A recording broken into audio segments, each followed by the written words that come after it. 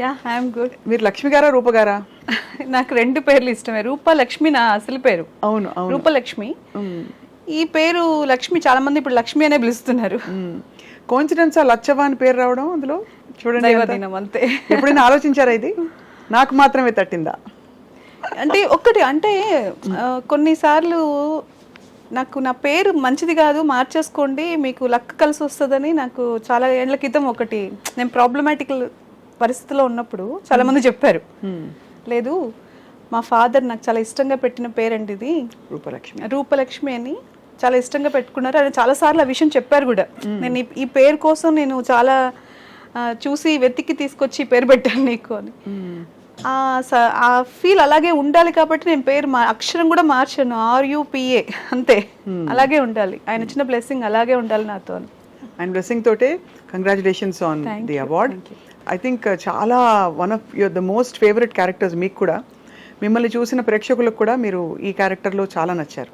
అవునండి, వాళ్ళు నిజంగా ఓన్ చేసుకున్నారు ఆ క్యారెక్టర్. లేడీస్ చాలా సెన్సిటివ్గా ఉంటారు. మదరు, ఫాదరు, బ్రదరు వీళ్ళందరితోనే వాళ్ళ లైఫ్ ఫస్ట్ స్టార్ట్ అయ్యేది. ప్రపంచమే అక్కడి నుంచి స్టార్ట్ అవుతుంది కదా. తర్వాత ఇంకా చాలా పరిచయాలు, ఫ్యామిలీ డివైడ్ అయిపోవడం, పెళ్లి చేసుకోవడం, దూరంగా వెళ్ళిపోవడం, అంతవరకు మన ప్రపంచం అనుకున్న ప్రపంచానికి మనం అతిథిగా వస్తూ ఉంటాం. ఆ తర్వాత అక్కడేమైపోతుంది అంటే ఎవరో కోడలు వస్తారు, వాళ్ళదే ఆ ప్రపంచం అయిపోతుంది, మనం వేరే ప్రపంచంలోకి వెళ్ళిపోతాం, అక్కడ మన లైఫ్ స్టార్ట్ అవుతుంది. కానీ ఈ ఎమోషన్స్ స్టార్టింగ్ నుంచి ఉండే ఎమోషన్స్ అయితే మనతో క్యారీ అవుతూనే ఉంటాయి లైఫ్ లాంగ్. వాటితో మనం ఎక్కువ రోజులు గడపలేకపోవచ్చు, కానీ ఈ స్టార్టింగ్ లైఫ్ అయితే ఎప్పుడు ఉంటుంది కదండి. ఈ సినిమాలో అదే. వాళ్ళు అక్కడ 20 సంవత్సరాలు వాళ్ళతో బ్రతికిన ఒక అమ్మాయి ఆ ఇంటికి పరాయి వ్యక్తి అయిపోతే ఎటువంటి పెయిన్ అనేది అందరూ ఓన్ చేసుకుంటారు కదా. Correct correct correct. మీరు ఎక్స్పెక్ట్ చేశారా ఈ అవార్డు మీకు వస్తుందని? ఎక్స్పెక్ట్ అంటే కాంప్లిమెంట్స్ వచ్చాయా? కాంప్లిమెంట్స్ వస్తాయని నేను వర్క్ చేసేటప్పుడు ఎక్స్పెక్ట్ చేసి పని చేయలేదండి. ఈ పని నాకు వర్క్ వచ్చినప్పుడు, నాకు క్యారెక్టర్ వచ్చినప్పుడు గాడ్ గిఫ్ట్గానే తీసుకున్నాను. ఆ వర్క్ వాళ్ళు ఎలా చేయమంటే మనం ఎలా ఆ క్యారెక్టర్కి యాప్ట్ అవుతాము, ఎలాంటి డ్రెస్సులు వేసుకోవాలి, ఎలా మాట్లాడాలి, ఎలా కూర్చోవాలి, అన్నీ నేను వాళ్ళు చెప్పిందే కేర్ తీసుకున్నాను, పని చేశాను, సక్సెస్ అయింది అంతే. కష్టే ఫలి అంతే. ఓవరాల్గా how has your journey been Rupa గారు? వండర్ఫుల్ అండి. అంటే వెనక్కి తిరిగి చూసుకుంటే ఎక్కడో మనం అసలు సినిమా ప్రపంచం ఏంటో ఏం తెలీదు. ఓన్లీ మనం థియేటర్కి వెళ్ళి సినిమా చూసేటప్పుడు, అప్పుడు ఈ OTT కానీ ఏమీ లేవు, నేను చిన్నగా ఉన్నప్పుడు కదా. థియేటర్కి వెళ్ళి టికెట్ కొనుక్కుని సినిమా చూసేటప్పుడు ఆ సాంగ్స్ కానివ్వండి, ఆ బ్యాక్గ్రౌండ్ మ్యూజిక్, వాళ్ళ క్యారెక్టరైజేషన్స్ చూస్తున్నప్పుడు మనల్ని మనం ఊహించేసుకుని ఒక మదర్ ఇలా ఉండాలి, లేదా ఒక హీరో ఇలా ఉండాలి, హీరోయిన్ ఇలా చూసుకుంటూ ఒక ప్యాషన్తో పెరిగాను. అవును, క్యారెక్టర్ నాకు కూడా ఒకవేళ నేను యాక్టింగ్ చేయాల్సి వస్తే ఇలా చేయాలి, అలా చేయాలి.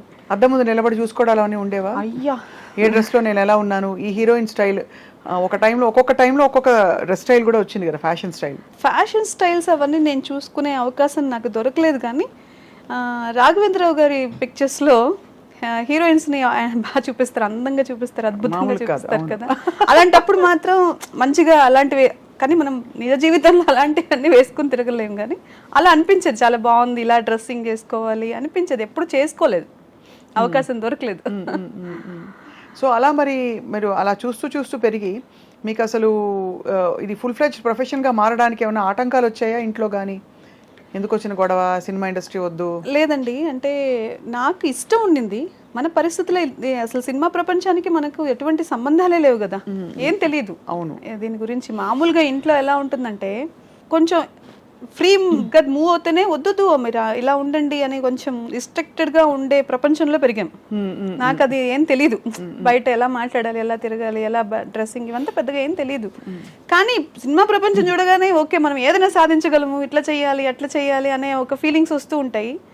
అది అంతేగాని ఎప్పుడు ఈ ప్రపంచం ఎలా ఉంటుంది అసలు, సినిమా అంటే 24 క్రాఫ్ట్స్ ఇవన్నీ ఏం తెలియదు. సినిమా అంటే యాక్టింగ్, అందరూ వస్తారు, యాక్ట్ చేస్తారు, వెళ్ళిపోతారు. దాని వెనకాల ఎంత హోంవర్క్ ఉంది, ఎంతమంది పడుతున్న కష్టం ఉంది అనేది మనకు తెలియదు. నాకు అస్సలు తెలీదు. సరే ఏదో మనము ఒక చిన్న దీంట్లో ఒక చిన్న అవకాశం, అంటే మనం ఎక్కడో ఆశపడ్డాం కదా చిన్నప్పుడు, భగవంతుడు దానికి ఒక చిన్న దారి చూపించినప్పుడు ఎవరో అన్నారు, మీరు బాగుంటారు కదక్క ఒక యాక్టింగ్ ఫీల్డ్కి ఒక చిన్న అవకాశం ఉంది, చేస్తారా ఈటీవీలో.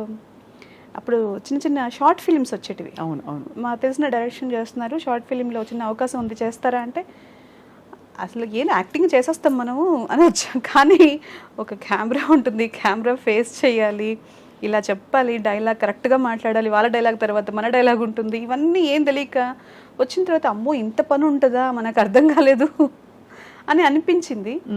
తర్వాత దీనికి హోంవర్క్ చేసేంత టైం నాకు లేదు అప్పుడు. నాకున్న ఫ్యామిలీ నేను చూసుకోవాలి, నా మీద బాధ్యతలు ఉన్నాయి. కాబట్టి ఆ ఇష్టాన్ని అలా పెట్టుకుని అప్పుడప్పుడు ఏదో చిన్న చిన్న అవకాశం వచ్చినప్పుడు దానికి నేర్చుకుంటూ. ఫ్యామిలీ చూసుకోవాలంటే మరి డబ్బులు కూడా కావాలి కదా. అంటే ఫ్యామిలీ ఉంది కానీ నా బాధ్యత డబ్బుతో కాదు కదా. బాధ్యత అంటే మీరు వాళ్ళకి నాకు పిల్లలు, అప్పటికే పిల్లలు ఉన్నారు, పిల్లల్ని చూసుకుని చిన్న చిన్న పిల్లలు కాబట్టి వాళ్ళకి నా నీడ్ చాలా ఉంటుంది కదా. వాళ్ళని వదిలేసి నేను అంత టైం బయట ప్రపంచంతో స్పెండ్ చేయలేను. కాబట్టి అవన్నీ బ్యాలెన్స్ చేసుకోవడానికి నాకు కష్టం అనిపించింది. నాకు అయినా కూడా మనకున్న కోరికల్ని చంపుకోలేం కదా, ఇష్టం ఉంటుంది కదా చాలా. ఎప్పుడైనా ఒకసారి అట్లా అవకాశం వచ్చింది అనగానే ఓకే నేను వస్తాను, ఈ టైం సెట్ చేసుకుంటాను, ఆ టైం సెట్ చేసుకుంటాను, అప్పుడు రావడము, తర్వాత డిసప్పాయింట్ అవ్వడము, ఏవో నిలబెట్టేసి వాళ్ళు ఎక్కడ కూర్చోబెట్టి ఇంత టైం అబ్బా మన ఫ్యామిలీని అంతా వదిలేయాలని మళ్ళీ బాధపడి, మళ్ళీ మనకి ఇంకా ఏం తెలియదు కదా, ఇంకా నేర్చుకుందాము ఇట్లా అని అవన్నీ ఒక ప్రాసెస్. అవును, దానికి ఇంత టైం టేకింగ్ పట్టింది. నేను కంటిన్యూగా సినిమానే చేయలేదు. నేను కంటిన్యూగా సినిమా ప్రపంచం నాది అనుకున్నది ఒక 5-6 ఇయర్స్ బ్యాక్. ఒక 3 ఇయర్స్ నుంచి ఈ ప్రపంచానికి నేను అంకితం అయిపోయాను సినిమాకి. నాకు నా టైం స్టార్ట్ అయిందనే ఫీలింగ్ వచ్చిన తర్వాత వచ్చా. అంటే క్యారెక్టర్స్ కూడా అలా రావడం మొదలు పెట్టాయి కదా. అంటే అయస్కాంతం లాగా మనం ఎప్పుడు రెడీ అవుతామో అప్పుడే కదండి ఏదన్నా మనకు కూడా. నేను ఆ టైంకి నేను చాలా ఫ్లెక్సిబుల్ అయిపోయాను.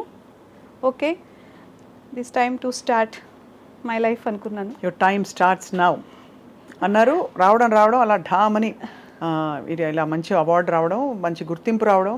మీరు చేసిన క్యారెక్టర్స్ అన్నిట్లో లచ్చవ క్యారెక్టర్ అంత బాగా పండడానికి what is the main reason అంటారు? అంటే ఒకటి రిలేట్ చేసుకోవడం అందరం చెప్పారు, కాకుండా డైరెక్టర్ ప్రమేయం, మీ ఇన్వాల్వ్మెంట్, మీ డ్రెస్సింగ్ అంతా ఎలా జరిగింది చెప్పండి. బలగంలో ఫస్ట్ వాళ్ళు క్యారెక్టర్స్ సెలెక్ట్ చేసుకునేటప్పుడే చాలా పర్టికులర్గా అన్నీ చూసుకుని ఆ సినిమా వాళ్ళకి ఎలాంటి వాళ్ళని సెలెక్ట్ చేసుకోవాలి, కలర్, స్కిన్ టోన్స్ అన్నీ చూసుకుంటున్నారు.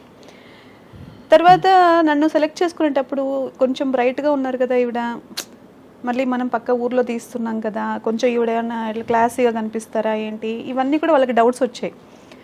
నాకు పిలిచి బలగం వేణుగారు, అప్పుడు బలగం లేదు, అదే వేణుగారు ఇట్లా జబర్దస్త్ వేణుగారు తీస్తున్నారు అన్నప్పుడు నేనేదో షూటింగ్ నుంచి వెళ్తూ ఉన్నాను విత్ మేకప్.